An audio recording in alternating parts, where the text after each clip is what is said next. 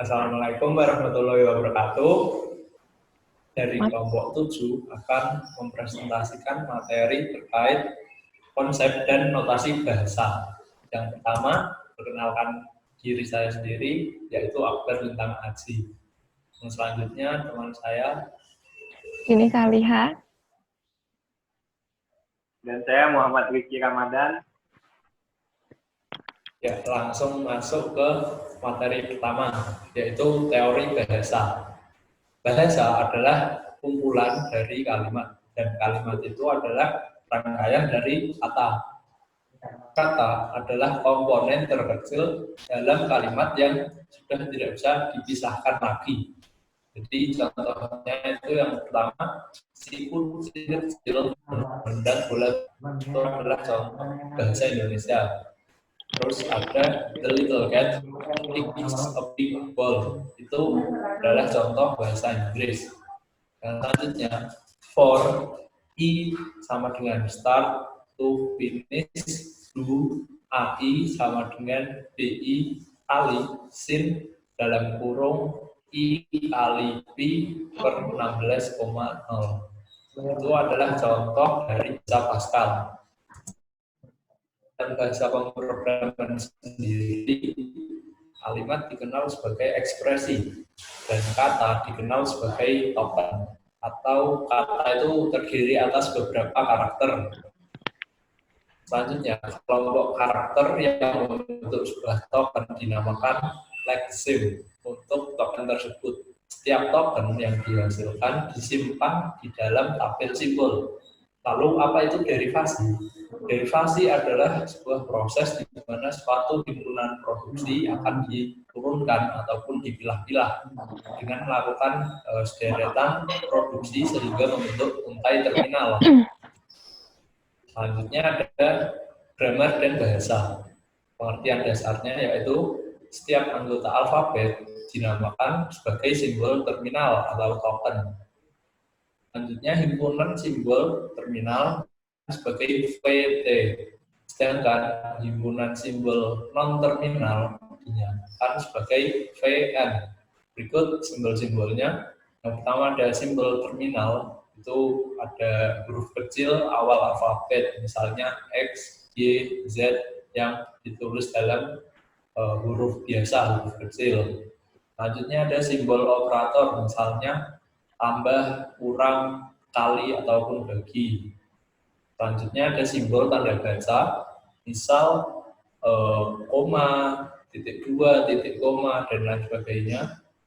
Selanjutnya yang terakhir string yang tercetak tebal, misalnya if tercetak tebal, terus ada then dan else yang juga tercetak tebal.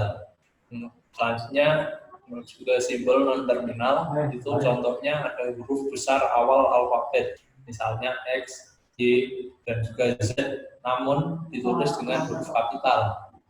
Dan selanjutnya ada huruf S sebagai simbol awal, atau S itu biasanya disebut start. Yang terakhir ada string yang tercetak miring, misalnya EXPR atau expression dan STMT atau statement. Terus yang ketiga, huruf kecil akhir alfabet melambangkan string yang tersusun atas simbol-simbol terminal, contohnya X, Y, ataupun Z. Terus yang keempat, simbol alfa dalam produksi berbentuk alfa menghasilkan beta. Itu disebut ruas kiri dari produksi, sedangkan simbol beta itu disebut ruas kanan dari produksi. Terus yang kelima, pengertian terminal berasal dari kata terminate atau berakhir. Maksudnya derivasi berakhir jika sentensial yang dihasilkan adalah sebuah kalimat yang tersusun atas simbol-simbol terminal itu sendiri. Yang keenam, pengertian non-terminal berasal dari kata not terminate, belum atau tidak berakhir. Maksudnya derivasi itu belum ataupun tidak berakhir jika sentensial yang dihasilkan mengandung simbol-simbol non-terminal. Dan yang terakhir, string adalah deretan terbatas ataupun finite dari simbol-simbol. Selanjutnya ada 4 konsep dan notasi bahasa. Yang pertama itu ada hierarki Chomsky atau aturan produksi. Yang kedua ada diagram state atau diagram keadaan. Yang ketiga ada notasi BNF. Dan yang keempat ada diagram sintaks. Untuk penjelasannya, yang pertama ada hierarki Chomsky. Tata bahasa atau grammar bisa didefinisikan sebagai kumpulan dari himpunan-himpunan variabel, simbol-simbol terminal, dan simbol awal yang dibatasi oleh aturan-aturan produksi. Pada tahun 1959, seorang tokoh yang bernama Noam Chomsky melakukan penggolongan tingkatan bahasa yang dikenal sebagai hierarki Chomsky. Ada pada gambar, yaitu di situ ada gambaran tentang hierarki Chomsky. Ada 4 tipe. Yang pertama ada tipe 0 atau natural language. Yang kedua ada tipe 1 atau konteks sensitif. Ada tipe 2 atau konteks free, dan ada tipe 3 atau reguler. Untuk penjelasannya, tipe 3 atau reguler itu memiliki mesin automata FSA atau finite state automata yang meliputi DFA atau deterministic finite automata dan NFA atau non-deterministic finite automata. Yang kedua ada tipe 2 atau bebas konteks. Mesin automatanya berupa pushdown automata. Lalu ada tipe 1 atau biasa disebut dengan konteks sensitif, yaitu mesin automatanya linear bounded automata. Dan yang terakhir ada tipe 0 atau natural language, yang mesin automatanya berupa mesin Turing. Aturan produksi digunakan agar penerapan pada pembuatan tata bahasa di komputer dapat lebih mudah dan menghasilkan suatu penerjemah yang dapat diandalkan. Aturan produksi dinyatakan dalam bentuk alfa yang menghasilkan beta. Contoh aturan produksinya, T menghasilkan A, E menghasilkan T atau T plus E. Yang kedua ada diagram state atau biasa disebut dengan diagram keadaan. Bagi pembuat penerjemah, yaitu manusia sering menguji tata bahasa yang dibuat. Salah satu ilustrasi agar yang diinginkan sesuai dengan yang diharapkan, maka digunakan suatu gambar yang dinamakan diagram state. Diagram keadaan atau diagram state berfungsi untuk mendapatkan token yang digunakan untuk melakukan analisis leksikal terhadap program sumber. Token adalah simbol terminal pada teori bahasa. Nah, di sini ada contoh dari diagram state, yaitu buatlah diagram keadaan atau diagram state untuk token TID untuk karakter huruf A sampai Z dan 0 sampai 9, TINT untuk digit, T plus untuk penjumlahan, dan T minus untuk pengurangan. Di sini udah ada gambarnya, dan penjelasannya itu token TID harus diawali dengan karakter huruf A sampai Z, dan bisa diikuti digit 0 sampai 9 atau huruf. Untuk token TINT harus diawali dengan digit dan bisa diikuti dengan digit. Nah, untuk blank itu sendiri merupakan bagian program sumber yang diabaikan saja. Selanjutnya akan dijelaskan oleh Rizky. Selanjutnya yang ketiga yaitu notasi BNF atau Bagus Null Form. Telah banyak dipakai untuk melakukan definisi formal pada bahasa pemrograman. Nah, di bawah ini ada 4 simbol-simbol yang biasa dipakai dalam notasi BNF.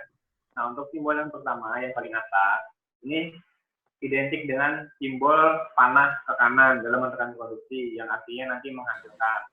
Selanjutnya, simbol yang kedua itu sama dengan atau pada aturan produksi.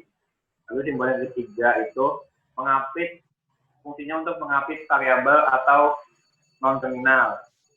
Dan untuk simbol yang keempat itu pengulangan 0 sampai dengan n kali. Nah, untuk contohnya, terdapat aturan produksi E atau T atau T plus E atau T dikurangi E. Hasilnya nanti akan menjadi T menghasilkan A. Lalu, maka menghasilkan notasi BNF untuk T atau T dikurangi E. hasilnya T menghasilkan A. Ya. Nah, diagram ini merupakan alat bantu dalam pembentukan parser atau analisis sintaksis. Nah, biasanya digunakan untuk memperoleh gambaran dari notasi suatu BNF. Nah, notasi yang terdapat pada diagram sintaks yang pertama itu ada persegi panjang, fungsinya untuk melambangkan simbol variabel atau non-terminal. Lalu lingkaran untuk melambangkan simbol terminal. Nah, ini contohnya. Misal terdapat produksi T. Sambil dilihat diagramnya ya. Nah, misal terdapat produksi T atau F dikali T atau T dibagi T atau F dibagi T atau F. Nah, maka diagram sintaksnya akan membentuk seperti yang ada di situ. Sekian dari kelompok kami. Apabila ada kekurangan ataupun kesalahan dalam menjelaskan, mohon dimaafkan dan terima kasih telah mendengarkan kami.